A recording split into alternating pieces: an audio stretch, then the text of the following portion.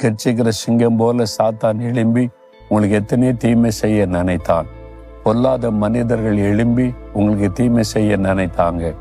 நீங்கள் வேலை செய்கிற இடத்துல, படிக்கிற இடத்துல, பிஸ்னஸ் பண்ணுற இடத்துல, ஊழி செய்கிற இடத்துல எழும்பினாங்கல்ல, உங்களை அழிச்சிருக்க முயற்சி பண்ணாங்கல்ல.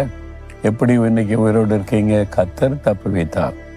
அந்த பொல்லாதவர்களின் கைக்கு உங்களை கர்த்தர் தப்பு வைத்தார். சாத்தானின் வாயிலிருந்து கர்த்தர் தப்பு வைத்தார்.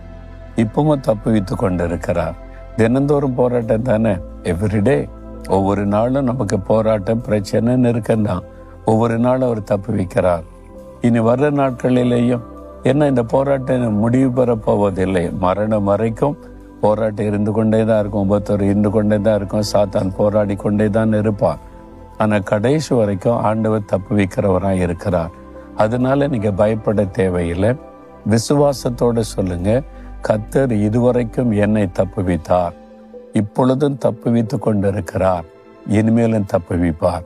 இன்னைக்கு ஏதோ ஒரு காரியத்துல உங்களுக்கு ஒரு உதவி தேவை.